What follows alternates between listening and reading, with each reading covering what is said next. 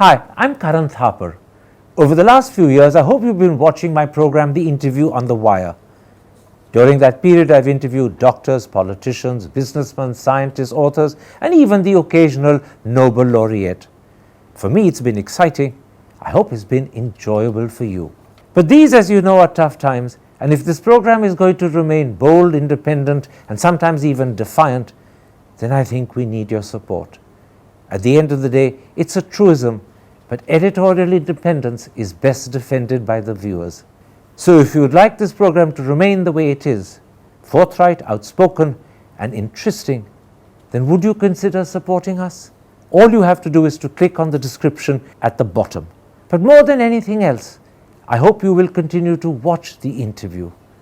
Your viewership means an awful lot to me.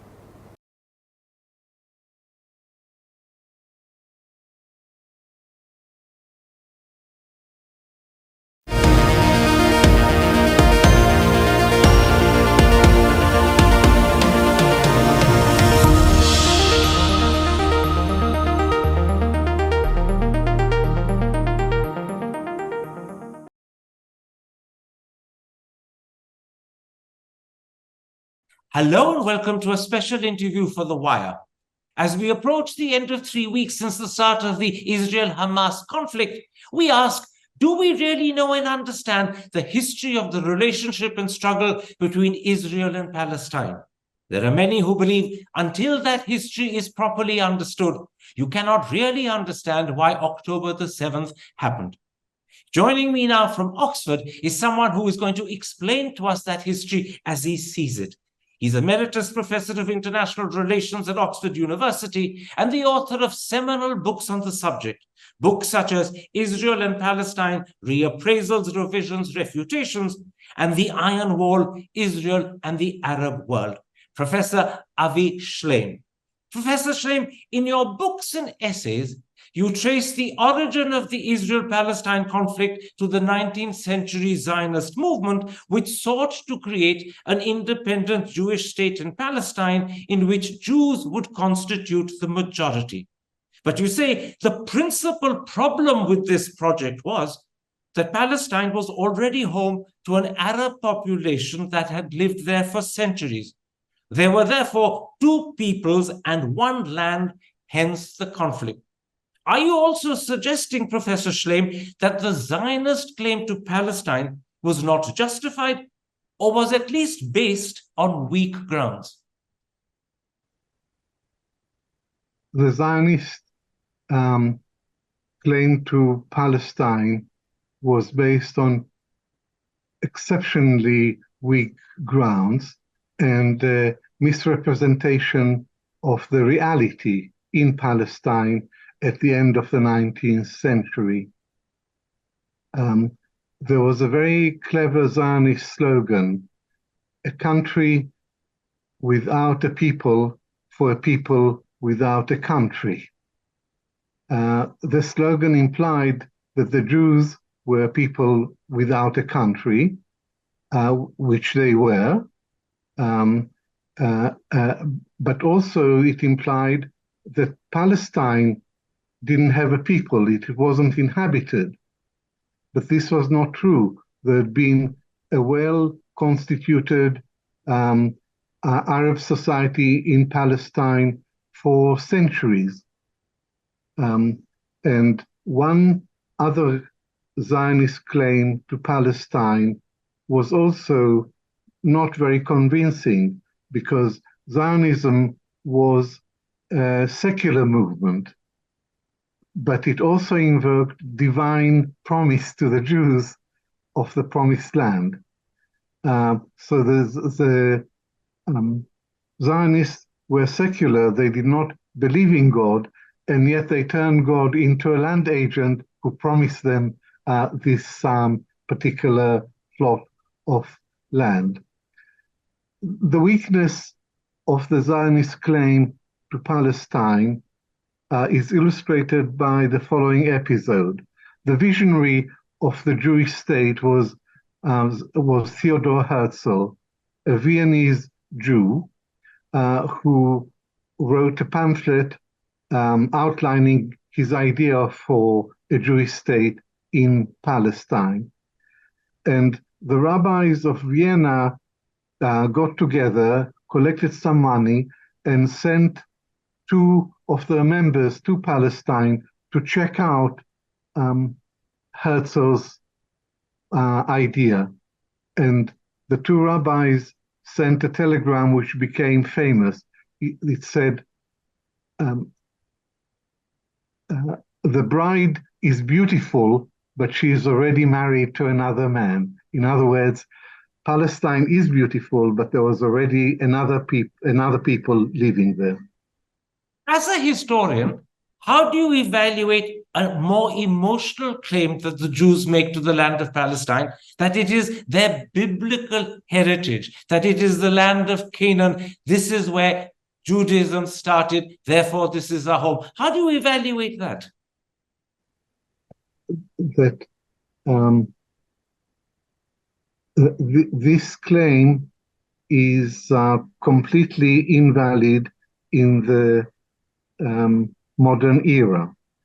In the modern era, there is international law, there are international organizations, there are international borders, and a claim that goes back to 2 millennia ago is completely untenable in the modern age, because any other people could resurrect claims that go back millennia ago, and if every people was able to assert historic rights to a land, then that is a recipe for never-ending conflict all over the world. Having said that, I don't deny the very strong emotional and historic association between the Jewish people and Zion. And Zion is one of the many names for Jerusalem. So I don't deny the association. And of course, Jerusalem is particularly of huge symbolic and religious importance to the Jewish people. The Jews for centuries have been praying, Jews everywhere have been praying, next year in Jerusalem. That was the ultimate aspiration, to return to Zion. But that doesn't make it a politically or legally valid claim to the land. Now, Israel came into being, Professor Shlaim, in 1948, and very quickly that led to the expulsion of some 750,000 Palestinians from their lands, which they called the Nakba. In an article that you wrote for The Guardian in 2009, you said, and I'm quoting you, establishing the state of Israel in May 1948 involved a monumental injustice to the Palestinians. Is that the start of the modern-day Israel-Palestine conflict, as well as the deep-seated sense of hurt and grievance that the Palestinian people feel? 1948, the establishment of the State of Israel and the First Arab-Israeli War is a turning point in the modern history of the Middle East. But I wouldn't choose that year to mark the beginning of the conflict. If I had to choose an arbitrary date for the beginning of the conflict, I would opt for 1917. That is the year in which Britain issued the Balfour Declaration in support of a national home for the Jewish people in Palestine. So this is a really significant document in which Britain allocated to the Jews political rights, the right to national self-determination, and denied it to the Arabs. In 1917, the Jews were only 10% of the population, the Arabs were 90%. The Jews owned only 2% of the land, and yet Britain's intervention enabled the Zionist movement to embark on the systematic takeover of Palestine, which continues to this day. So I would say that the British mandate in Palestine from 1922 to 1948 is what enabled the Zionist movement to establish itself and to eventually in 1948 to proclaim and achieve independence. Now, I have never questioned the legitimacy of the State of Israel within its original borders. These are the borders that were agreed between Israel and its neighbors in 1949, after the guns fell silent. These are the only internationally recognized borders that Israel has ever had, and the ones that I still regard as legitimate. But there is no denying that the establishment of the State of Israel involved a monumental injustice to the Palestinians. This is what the Palestinians call the Nakba, the catastrophe. 750,000 Palestinians, more than half the Arab population, became refugees, and the name Palestine was wiped off the map. This is the Nakba, this is the catastrophe. I'll just point out for the audience, Professor Shlaim, that although you accept that 1948 was a turning point in history, the actual origin of the problem goes back to the Balfour Declaration of 1917, which is why many Palestinians believe that the original responsibility for the creation of Israel and for the problem between Israel and the Palestinians is in fact a British responsibility, and you explain that very well. Now, in the years that followed 1948, the Arab nations of the Middle East rejected Israel. They fought wars with Israel. But after the Six-Day War of 1967, when Israel captured the Sinai Peninsula, the West Bank, and the Golan Heights, it agreed to trade land for peace. That could have led to a solution, but Israel reneged on its commitments and instead started to build settlements in the occupied territories.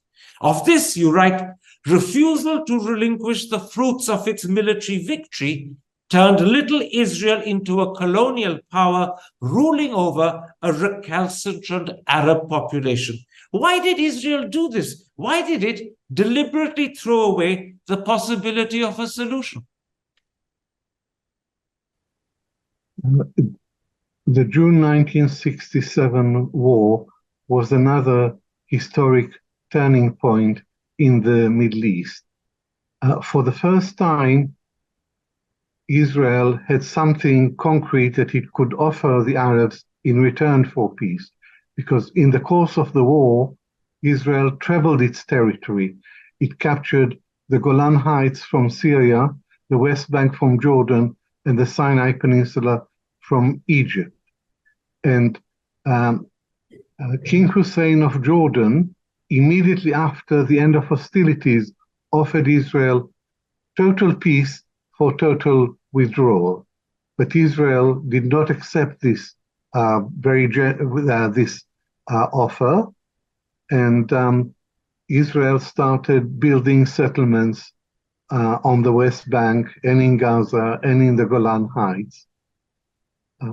Now, why did Israel not agree to trade land for peace now that it had the opportunity? The answer to that is that in the aftermath of victory, there was a convergence of secular nationalism with religious nationalism. And both secular Israelis and religious Israelis felt that this was an opportunity to realize the land of Israel. The land of Israel was a concept, and now they wanted to turn the state of Israel into the land of Israel by incorporating the West Bank into Greater Israel.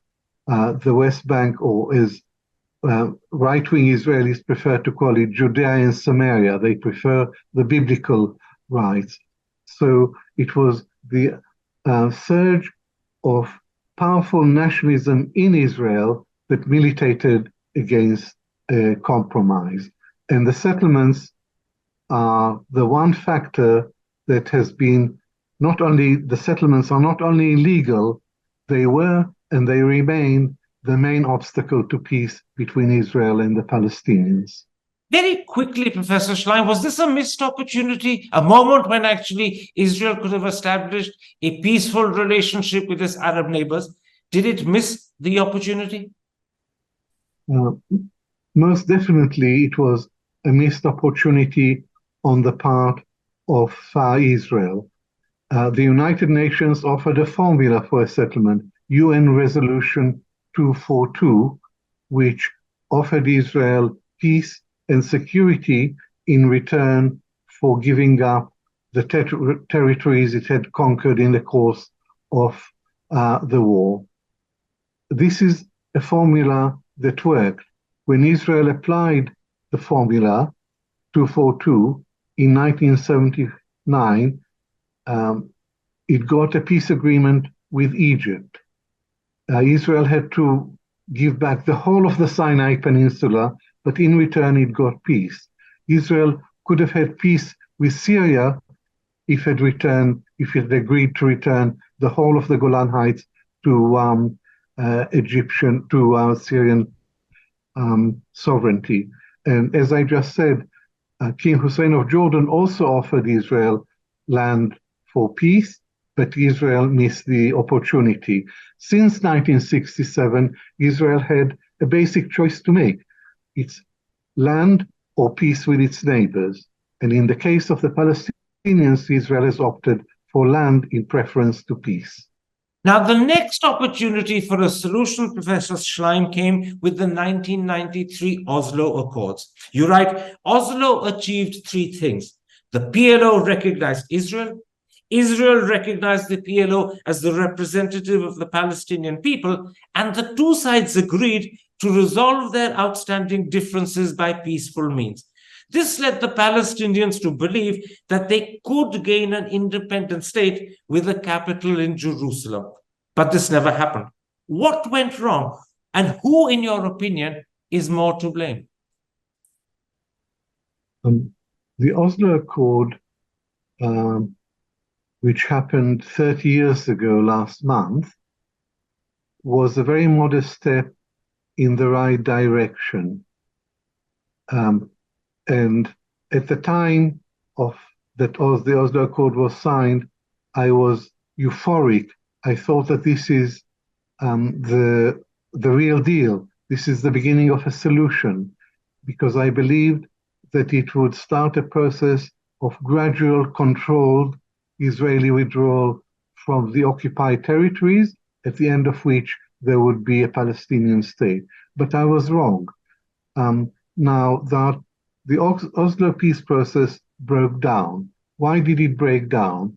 There are two different explanations. There is the official Israeli explanation, which says Oslo broke down because the Palestinians returned to violence, and it's terrorism that destroyed the accord. And Benjamin Netanyahu never accepted the Oslo Accord, so he rejected it from the start.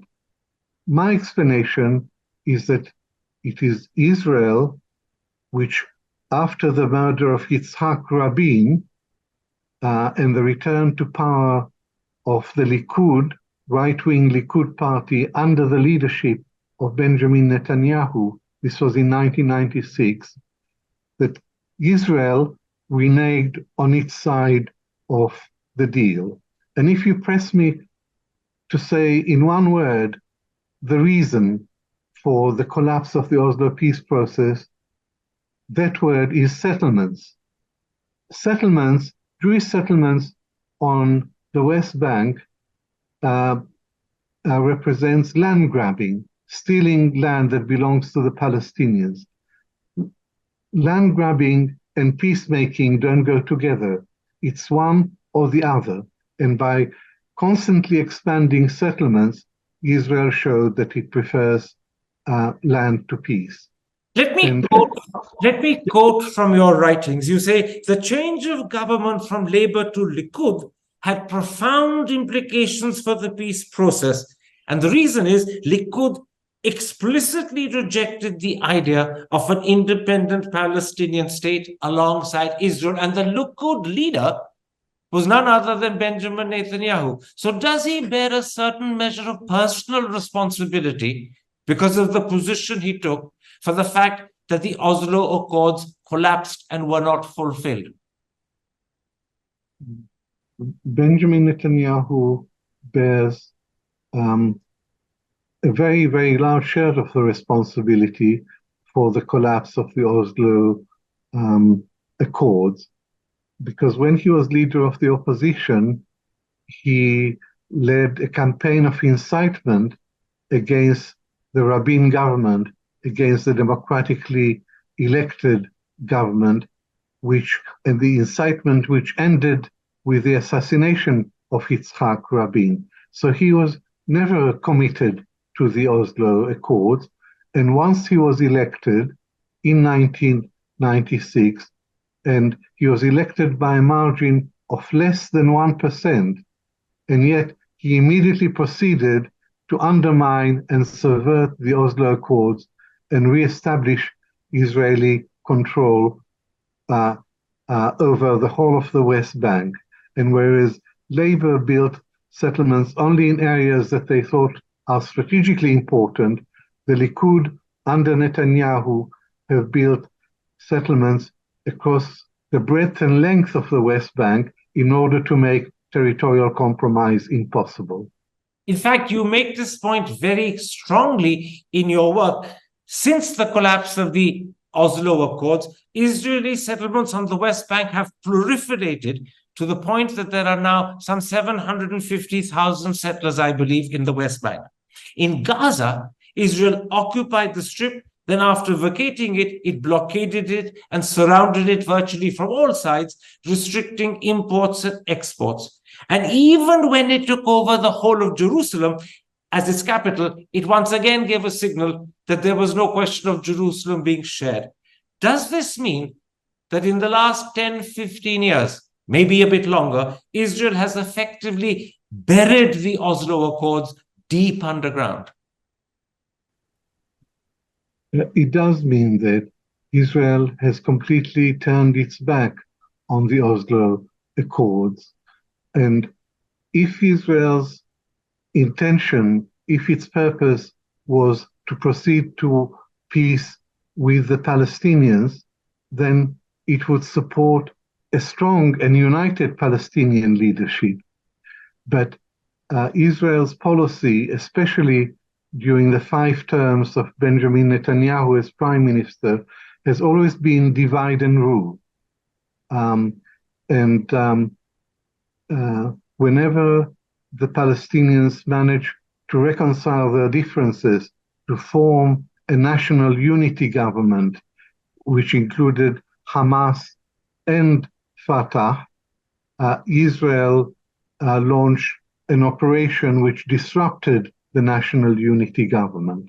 So Israel, by its actions, has shown that it is not interested in having a Palestinian partner for peace because it wants to maintain its control over the territories.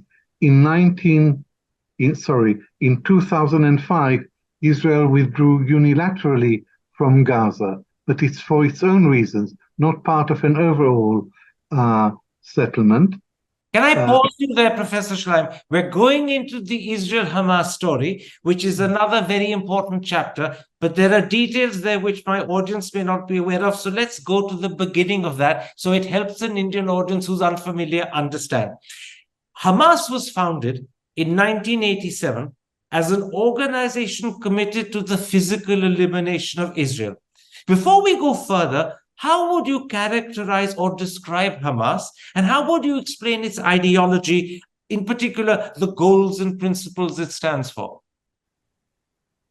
Hamas is an Islamic resistance movement. And and Hamas emerged in 1987 during the first Palestinian Intifada or uprising.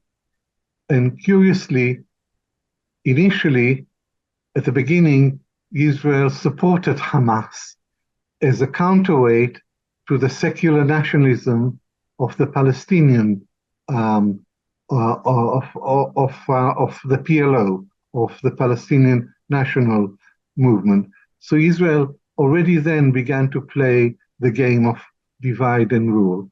But Hamas is an Islamic resistance movement to the Israeli occupation. And in 2006, it won a free and fair election. It won an absolute majority in an all-Palestine elections. Before we go into that detail, I noticed that you described Hamas very carefully as an Islamic resistance movement to the Israeli occupation. Many people today insist upon calling Hamas a terrorist organization, but you did not. Is it, or has it become since its foundation, a terrorist organization? Or is that only partly correct, or is it incorrect? It is necessary to distinguish between the political leadership of Hamas, which most certainly is not a terrorist organization, and it's a political leadership that adopted the parliamentary road to power and won the election in January 2006. But Hamas also has a military wing, and the military wing has committed terrorist acts. Most recently, on the 7th of October, it launched an attack inside Israel, and which involved a massacre of Israeli civilians. Attacking civilians is wrong. Killing civilians is wrong, period. There can be no debate about it. Whether Hamas kills Israeli civilians, that is wrong. And if Israel kills Palestinian civilians, as it is doing today in Gaza, that is equally wrong. And I would denounce that as state terrorism. So you're making a distinction, Professor Shlaim, between the political wing of Hamas and the military wing. The political wing, as you were saying, and we'll talk about it in further detail in a moment's time, in 2006, won a free and fair election and came to power. But the military wing has been indulging from time to time in terrorist acts. So is the military wing a terrorist organization? The military wing is the element of a political movement, of a political party. And that military wing has committed terrorist acts in the past.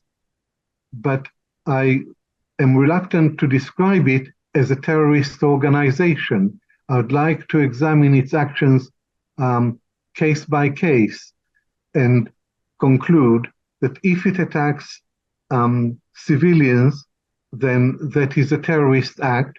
But if it attacks Israeli military targets or Israeli soldiers, then that I wouldn't call as terrorism.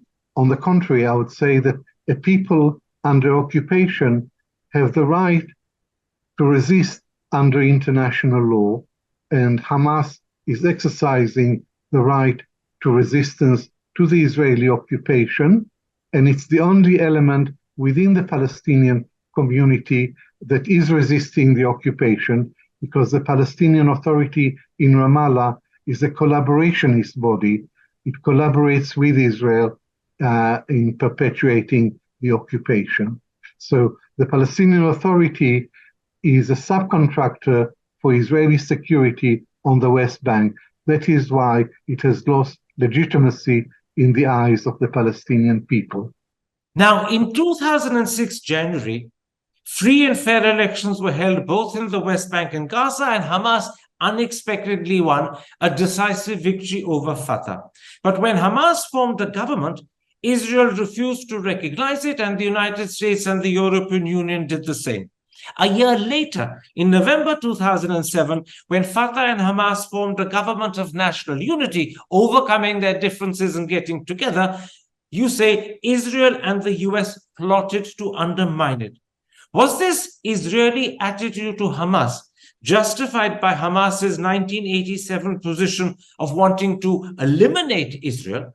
Or was Hamas changing its attitude, and did Israel fail to realize the change and thus miss another opportunity? Political movements and movements of national liberation evolve, just as the PLO evolved from an absolute rejection of Israel to a much more moderate position that culminated in signing the Oslo Accord with Israel. Hamas is a political movement which has moderated its position since the Charter of 1988, which is a very dogmatic and very even anti-Semitic document. But once it was elected, Hamas seriously moderated its position. It formed a coalition government with Fatah. The government called for negotiations with Israel for a long-term ceasefire. Israel refused to recognize the Hamas-led government, and it engaged in economic warfare to break it down. And the United States and European Union, to their shame, supported Israel in this effort to recognize, to work with the Hamas-led government. Now, the Western powers claim that they are there to promote democracy. And what happened there shows how hypocritical they were, because they say they want to promote democracy, but when the people chose the wrong bunch of, when the Palestinians chose the wrong bunch of people, they turned against Hamas. And there was indeed a plot which involved Israel, America, Fatah, and Egyptian intelligence to isolate Hamas, to weaken it, and eventually to overthrow it. There was a plan to carry out a coup to drive Hamas out of power, and this led Hamas to carry out the violent seizure of power in Gaza in 2007. And Can I pause you there for a moment, Professor Shlaim? Why did Israel take this attitude to Hamas? Was it because Israel failed to realize that Hamas had evolved, i.e., it was ignorant of the change and evolution taking place, or did it simply turn a blind eye and refuse to accept it?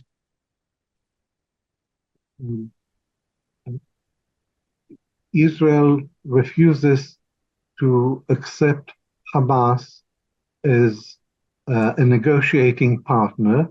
Israel's position is that Hamas is a terrorist organization, pure and simple, and it will never negotiate with it.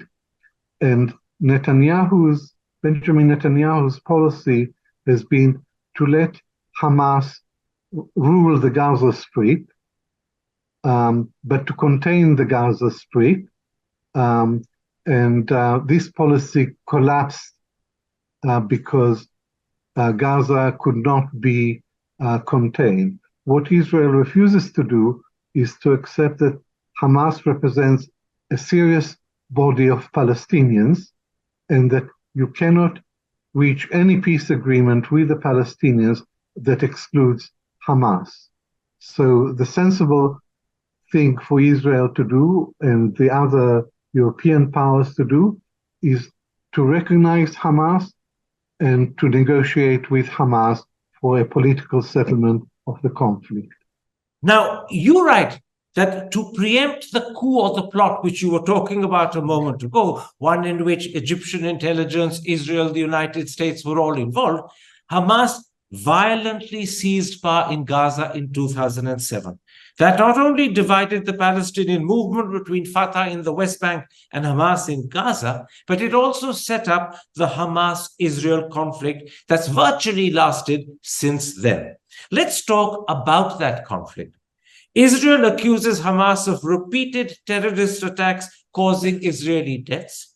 Hamas accuses Israel of blockading the Strip, depriving its people of development, and periodic airstrikes and even frequent or at least occasional ground invasions. How do you, as a historian, view the decade and a half since 2007?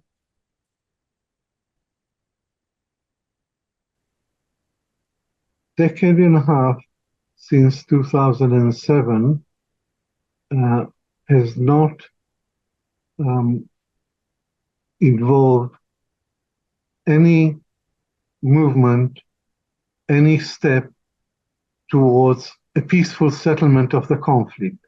This is a political conflict between the two sides, but Israel only uses military force, brute military force, to suppress the Palestinians on the West Bank and in Gaza, and nothing but brute military force. There is an Israeli saying that if force doesn't work, use more force. But this is completely ludicrous. Force cannot solve the political dispute between the two sides. And Israeli generals have a phrase, to mow the lawn, to cut the grass in Gaza. This is a horrific metaphor, because what it means is that every few years, Israel goes into Gaza with with very advanced weaponry, great technology, and really inflicts a huge amount of damage, not just on Hamas and its military capabilities, but also on civilians and the civilian infrastructure. And this is, mowing the lawn is a mechanical thing that you do every now and again to set back Gaza, and there is no light at the end of the tunnel. So what Israel needs to do is to offer a political horizon and hope to the Palestinians of Gaza. Now, of Israel's attitude to the Palestinians over the last decade or so, you write, and I'm quoting you, Israel's propaganda machine persistently pervades the notion that the Palestinians are terrorists, that they reject coexistence with the Jewish state, that their nationalism is little more than anti-Semitism, that Hamas is just a bunch of religious fanatics, and that Islam is incompatible with democracy. Are you suggesting that this is not just deliberate misrepresentation, but pretty close to an outright lie? Of course, because this is Israeli propaganda. It's completely one-sided, and it completely ignores what we have talked about before, that Hamas chose the parliamentary road to power. Hamas tried a political avenue, and every avenue that the Palestinians explore is blocked by Israel. And it's very easy for Israel to dismiss any action by Hamas as terrorist action, anything by Palestinians. But the truth of the matter is that the Palestinians are normal people. They want what every normal people wants, which is to live in freedom and dignity on their own land. And it is Israel which is preventing them from doing that. Moreover, Israel has launched successive attacks on Gaza. The first one was Operation Cast Lead in 2008. By my count, the current round of violence is the sixth Israeli assault on the people of Gaza. And all Israel has to offer is more force and demonization of the Palestinians. Israel systematically demonizes the Palestinians, all Palestinians, as terrorists, and the danger with dehumanizing a whole people is that it paves the way to ethnic cleansing and to genocide. And what we're witnessing today, day after day in Gaza, is Israeli move towards ethnic cleansing of the population and genocide. Now, you make another very important point, and I'm quoting you. You say, Israel claimed to be the victim of Palestinian violence. The truth, you point out, is very different. You say, this is a conflict between David and Goliath, but the biblical image was inverted. A small and defenseless Palestinian David faced a heavily armed, merciless, and overpowering Israeli Goliath. I have to tell you, when I read that sentence, I said to myself, this is definitely not how the West views the problem. It's in fact, it's the opposite of the Western perception. The Western perception of the conflict is completely out of touch with reality, because it's obvious to anyone who has eyes to see that the victims in this conflict are not the Israelis, but they are the Palestinians.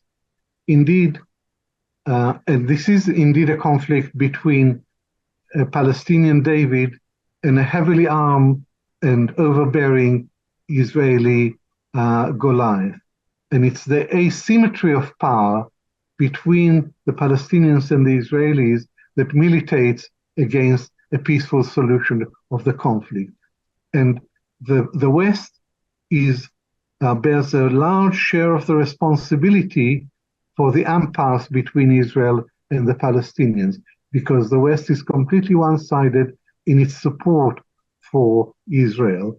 And we saw, and America in particular gives Israel money and arms and diplomatic protection. The trouble with American support for Israel is that it is unconditional. It's not conditional on Israel obeying international law or respecting Palestinian human rights. It's this unconditional American and British and largely European Union support for Israel, which enables Israel to get away literally with murder. And we saw during this crisis, Joe Biden and Rishi Sunak and other European leaders rushed to Israel to visit, to show their support for Israel, but they haven't called for a ceasefire. Surely the decent thing to do in the present situation is to call for a ceasefire, and Hamas has offered to release the civilian hostages in return for a ceasefire, but it is Israel that is refusing to stop its bombardment of Gaza. Now, Professor Shlaim, it was against this background, which we've discussed in some detail, that Hamas launched its October 7 attack. Does the history that we've discussed explain why that attack happened, even if it certainly cannot justify it or even excuse it? And I'm making that clear to the audience. It's not that the history justifies or excuses the attack, but does it explain it?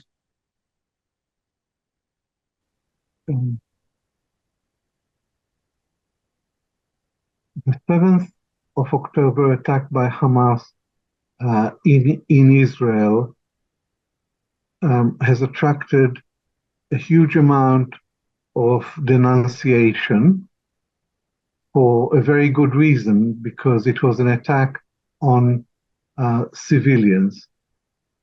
So I denounce the Hamas attack on Israeli civilians inside Israel. And much of the commentary speaks about the 7th of October as a barbaric attack. What many commentators forget is that the conflict did not start on the 7th of October. The conflict has to be seen against 56 years of Israeli occupation. Since 1967, the Israeli occupation of the Palestinian lands is a daily violence against the Palestinians. And when Israel withdrew from Gaza unilaterally in 2005, it effectively turned Gaza into a prison, into the biggest open-air prison in the world, and it imposed a blockade already in 2007, a blockade of Gaza, which is illegal. It's a form of collective punishment. Now, since the 7th of October, Israel has intensified the blockade and committed war crimes by cutting off water, food, electricity, fuel, and medical supplies to the population of Gaza. So the conflict didn't start on the 7th of October, and the action by Hamas has to be seen as an act of resistance to the Israeli occupation. And the history that we have reviewed briefly in our conversation, it doesn't justify the attack of Hamas on the 7th of October, but it surely is the explanation. Surely it gives the backdrop to what has happened. Israel tried to contain the prison, and now the prisoners have broken out of the prison. And there is a Jewish American writer called Norman Finkelstein who has described this as the revolt of the slaves. It's the underdogs who have taken the initiative in breaking the siege. A sort of modern-day Spartacus. Indeed, that's quite an interesting historical comparison. Absolutely. Now, in your writing, Professor Shlaim, you make three broad thematic points about the Israel-Palestine conflict, and I'd like to touch on them briefly before I end. First, you say, Israelis regard themselves as victims, but then you tellingly add, feeling themselves to be the victims tends to blind the Israeli majority to the suffering they inflict on the real victims in this conflict, the Palestinians.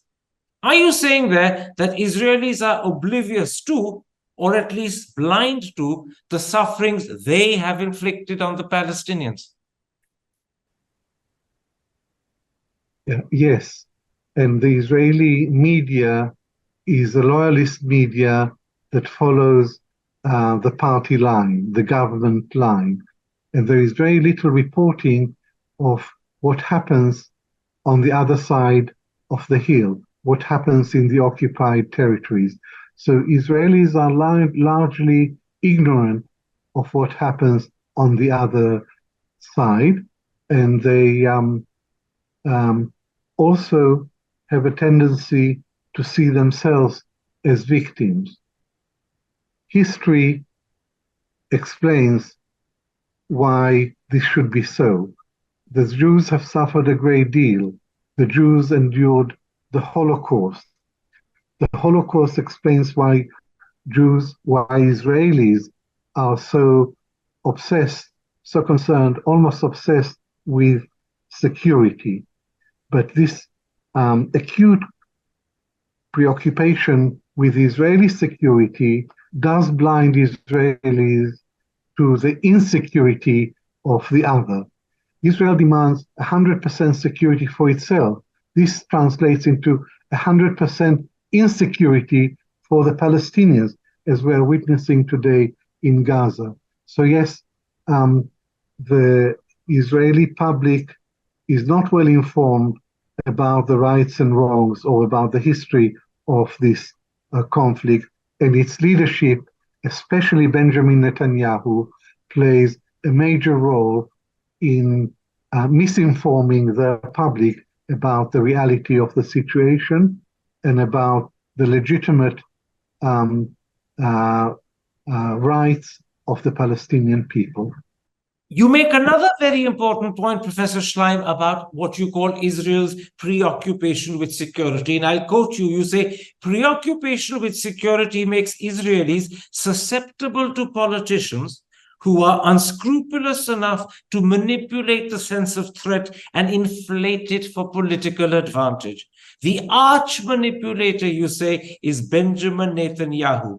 He is the high priest of fear who never stops harping on the existential threats facing the country. Does this explain why he served for 15 or 16 years as prime minister, the longest ever in Israel's history? There are many reasons for Benjamin Netanyahu's political success in being the longest serving prime minister in Israel's history. This is one of them. But there are other factors as well. But just to focus for a moment on his manipulation of the sense of threat, this is his hallmark. This is his most distinctive position, to always exaggerate the existential threat to Israel. And he, for decades, he's been saying that Iran poses an existential threat to Israel. Well, Iran doesn't. Israel has a monopoly of nuclear weapons, and Israel threatens Iran. And it's for this reason that the Iranians feel so strongly that they need to acquire nuclear weapons to counter the Israeli threat. So Iran isn't an existential threat to Israel. And Netanyahu has been saying repeatedly that Hamas poses an existential threat to Israel. Well, Hamas doesn't. Hamas is a very small, poorly equipped organization which poses no threat to Israel's basic security, which engages in terrorism, in pinpricks or more serious attacks on Israel, but no threat to its security. And terrorism is the weapon of the weak. And Netanyahu is a great manipulator. And also, Netanyahu has misled the Israeli public into thinking that the Palestinians are finished, that Israel has defeated them. They are defeated people. Israel has a free hand to do whatever it likes on the West Bank, and Israel has effectively sealed Gaza off, and it ceased to be a problem. The attack on the 7th of October meant the collapse of the Netanyahu policy of dealing with the Palestinian issue. Now, the third broad thematic point I want to take up is actually one you've hinted at earlier in an earlier answer. It's about the West, but I think it's important for me to repeat it for the audience. You write, and I'm quoting you, the Western policy of refusing to engage with Hamas, of supporting Israel's abuse of the right to self-defense, and of supplying it with weapons that are repeatedly used to bomb a defenseless people is morally indefensible. In other words, are you saying that the West bears much of the blame for the repeated failure to resolve the Israel-Palestine problem, and perhaps also for the trauma that the Palestinians have had to live through for at least 56 years, if not a lot longer? Israel bears the largest part of the responsibility for dispossessing and oppressing the Palestinian people. The Israeli occupation of the Palestinian territories is the most prolonged and brutal military occupation of modern times. But the West also bears a part of the responsibility for the present impasse, because the West, because of its massive support for Israel, its supply of arms to Israel, its diplomatic protection of Israel that's Britain and America used the veto at the Security Council to defeat every resolution that is critical of Israel. And Britain and America are opposed to the investigation by the International Criminal Court of war crimes in the occupied Palestinian territories. This is very revealing. There is an International Court of Justice, and there is a case for investigating war crimes, both by Hamas and by Israel. And yet, both Britain and America are opposed to the investigation of Israel in the International Criminal Court. That means that they consider Israel to be above international law and above international scrutiny. This is why this unconditional character, this unconditional nature of Western support for Israel is what accounts for, as I said earlier, the fact that Israel can act with impunity and the fact that Israel, until now, has been able to get away literally with murder, and Israel is committing murder on a massive scale every day in Gaza. But I have one glimmer of hope about the future, and that is that there is a complete disconnect between Western governments and the people of these Western countries. The governments are blindly, uncritically supportive of Israel, whatever it does, but the people in America and in Europe and in Britain are increasingly and overwhelmingly pro-Palestinian. And I hope that eventually Western foreign policy will catch up with the sentiments of the people in the street. Let me pick up briefly, Professor Shlaim, on something you said in that answer. And you've also written about it in a piece that you did as recently as May 2019. That piece ends with the following sentence, and I'm quoting you. It's the specific duty of the International Criminal Court to hold Israel to account for the war crimes it committed in the past and its ongoing assaults on the people of Gaza. As someone who served proudly and loyally in the Israeli army in the mid-1960s, do you really mean that about your own country? I served proudly and loyally in the IDF in the mid-1960s because at that time the IDF was true to its name. It was the Israel Defense Forces.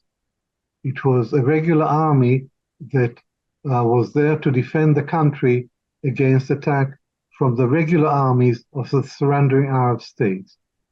Everything changed in June 1967. Israel trebled its territory. It occupied territory from all its neighbors. And my little army was changed, and Israel became a brutal colonial power, oppressing millions of Palestinians in the occupied territories. And the IDF was transformed into a brutal police force of a brutal colonial power. That is where I part way with Israel. But I emphasize again that I don't question Israel's legitimacy within its 1949 armistice borders. What I reject totally and reject completely is the Zionist colonial project beyond the Green Line. And one last sentence about the ICC, because that's another illustration of Western double standards. The last prosecutor, chief prosecutor, instituted a full investigation of war crimes. But the present chief prosecutor, Karan, a British barrister, has completely failed to progress that investigation. On the other hand, when Russia invaded Ukraine, within 2 days, he announced that he's going to institute a war crimes investigation. And within a week, he sent an advanced team to Kyiv to start gathering the evidence for a war crimes trial, investigation and trial. So you couldn't have a starker example of Western hypocrisy then condoning everything, all the war crimes that Israel commits, but supporting the ICC in its pursuit of Russian war crimes in the Ukraine. A quick confirmation and one last question before I end. The confirmation is this. Do you believe, horrific and horrible and indefensible as what Hamas did may have been, do you believe that the Israeli response on Gaza since the 7th of October also constitutes a war crime, also constitutes something that the ICC should investigate? Without doubt, the current Israeli onslaught on the people of Gaza constitutes a war crime. And this is nothing new. The first Israeli attack on the people of Gaza was in 2008 and 2009, and then there was the Goldstone report, 575 pages. It deals with 33 episodes, and it details not one, not two, not three, but a whole series of Israeli war crimes. And Israel did not have to pay any price for committing those war crimes in 2008 and 9, or in any of the subsequent 5 attacks on Gaza. So Israel is a war criminal. Israel repeatedly commits war crimes in Gaza, and it doesn't suffer any consequences. My last question, Professor Shlaim. How do people in Israel, your fellow citizens, regard your views and your thinking and your comment on Israel? How do they respond when you say, and I'm quoting what you said to me, Israel has committed murder on a massive scale every day. You said Israel was guilty of state terror. You said Israel was guilty of war crimes, and you called it a war criminal. How do your fellow Israelis respond to you when you speak in these terms and when they hear your views? It depends which Israelis. Israelis on the left share my views, but the majority of Israelis who know about me, and I'm not that well known in Israel, would probably regard me as a traitor. But what is important to me is the truth. I am a historian. My main research interest is the Arab-Israeli conflict. So what I care about most is not what some Israelis think of me, but my duty as a public intellectual and as a student of this conflict to give the public in my publications, in my books, in my articles, and in conversations with people like you, to give an account of the Israeli-Palestinian conflict, which is as truthful as possible, as honest as possible, and as fair-minded as possible. That is my agenda.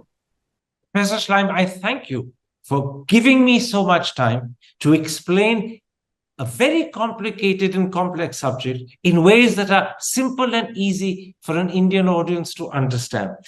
People may not completely agree with your view and interpretation of Israel-Palestine history, but at least they will have heard from you a view that they ought to pay a lot of attention to, and which places what happened on the 7th of October in a perspective that many in the media have not as yet conveyed. You've opened their eyes. Now it's for them to look out and see and believe. Thank you very much indeed for speaking to me. Thank you for giving me this opportunity. Hi, I'm Karan Thapar. Over the last few years, I hope you've been watching my program, The Interview on the Wire.